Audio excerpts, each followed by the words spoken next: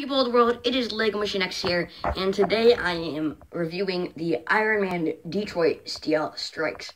It has 377 pieces, it is number 76077, and is from ages 7 to 14. This is probably one of my favorite Marvel sets, and let's just really jump into this. Okay, so here we have the awesome, invincible Iron Man. It is really awesome to finally get this fig. I know a lot of comic book fans have wanted, like, the normal comic book Iron Man for a while. It has this really cool helmet design. I love all the intricate detail. It is really cool. Has this awesome new Power Blast feature that just looks good, like, with the Iron Man.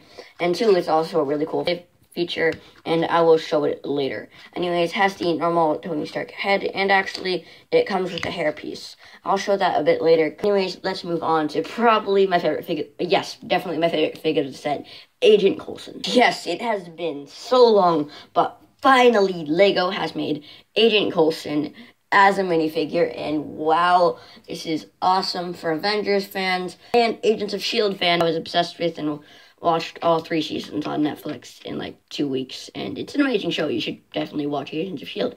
Anyways, it looks really, it's an awesome fig. It has some really awesome head printing. Just love those dark shades. Look almost exactly like Agent Coulson, and has an alternate face. And that doesn't really, I mean, I like the headset, but that doesn't really look that much like Agent Coulson. I actually think this face would look a lot better. Yeah, just kind of random, but yeah, I think that would actually kind of look a bit better, but it's still fine. I love that glasses look. It looks really cool. The torso, it's okay, just kind of normal. I kind of wish it kind of like had a little shield thing right there, but it's fine. It has some flush hands, has some decent back printing. I actually kind of like that, and then just some normal black legs. Anyways, this is so awesome to finally have him, and Lola, which I will show you later. And now let's move on to Justin Hammer and his Detroit Steel armor. Here is Justin Hammer. He is pretty cool. So it has the same mask piece as the new Iron Man and some other people. Has this same face from one of the guys in the Big Bang Theory set. Has this spiky hair piece. Has some nice red, white, and blue torso printing. Has some really, at first I didn't like it in the photos, but it does look pretty good after all. And the leg printing is pretty cool too. And here is the helmet. And now let's move on to the builds of the set, which are both amazing. Okay, so here we have the Detroit Steel Mech, which is actually a lot better than people are saying it is. And here is the amazing Lola car. Anyways, let's start off with my favorite, by far, the Lola car. Oh man, this set is like an Agents of S.H.I.E.L.D. fan's dream. Wow, it is just so awesome to finally have a real official Lego Lola. And for all the hype around it, I've got to say, it's not as good as I thought it would be. I'm sorry. But there is a bunch of flaws, but it is still really cool to just have the generic Lola. But yeah, as you can see, it has a nice little area for one there. It has some nice controls and little comfy seats. And also, of course, the coolest function is where you twist this and it flies. Those 4 parts are stickers, and even though they're annoying to put on, the stickers that look almost exactly like what it does in the show, like mechanical in the mechanical parts. As you can see, it has this really cool printed piece. This is a printed piece, which is really useful. Wish we got more than one, but it's fine. The Lola bumper sticker thing, and it is really cool. And I do really like the car, but the things that I just don't like about it is this rod thing, and the yellow I can kind of stand, but this rod thing, it just makes it feel incomplete. After I do this review, I'm going to make a bunch of modifications to both things. I already been brainstorming for a while of what I'm going to, how I'm going to modify it to make that make it look like a lot more complete. It also has this nice stickered control area. And yeah, also, I don't know, and I'm not even sure if this is accurate to the show or comic books, but this part, I don't know, it just really pisses me off. I wish that they could just put like a red piece right there, like a 2x4 flat red tile piece right there, but I don't know. I was actually looking for one and I can't find one. Probably do have one and I just need to look better for it. But yeah, but it's really easy to modify and just put a thing on it, and it's really good. Also, this back part doesn't really annoy me, this little like tan pieces that much, but I do have a way to fix it after I modify it, and I'll probably make like a video about my modified Lola car. Anyways, it's just really awesome to finally have the Lola car. It's just so generic for Agents of S.H.I.E.L.D. fans. It's really awesome, has a lot of play value, and great to display.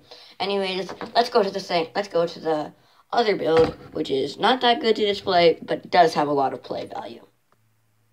Okay, so here is the Detroit Steel Mech, and a lot of people think the mech is okay, and I actually like it a lot better than I thought I would.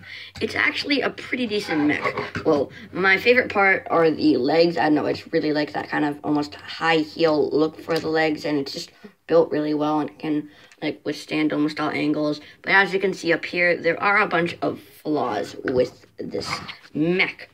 For starters, the probably most flaw that bugs me the most is, see this armor, if you try to lift this, like, the arm slightest bit, it just falls off. And that just really pisses me off, and I think a bunch of other people, and affects really how they like the set. But there's a super simple solution to it, and it's this piece. Just snap those two pieces on, and it has a full 360-degree rotation, and the red armor piece does not fall off at all, and it was super easy to fix. Also, another thing that bugs me is this kind of rod sticking out, and unlike the other one, it is really, really hard to fix. Actually, it's incredibly easy to fix, and with these just two extra, one of these kind of gear, not gear pieces, I don't know what to call those, which are incredibly common, it completes it. And also has a really nice cockpit for it, or not exactly cockpit, but area to hold the figure. It actually looks pretty good. But the last thing that people probably hate the set most thing is this part and this part. For display, it kind of looks pretty bad. But for play value, as I have acquired from my many tests, it's actually pretty good. This thing, although it looks horrible, it actually has some pretty nice play value. And from my very advanced tests, I'm totally not just a kid playing with his toys. It's actually pretty good. And something very easy you can actually do to it to make it good to display is this. Boom, just snap one of these pieces on, and it's like 10 billion times better. It's just, after all these modifications, it's actually a really cool mech. And also, if you don't like the shooter, which is actually pretty cool, and the saw, then voila, you can easily take them off. It's not that hard, really. Anyways, let's just end this review, because it's gone on for way too long. It's almost like 10 minutes, and yeah.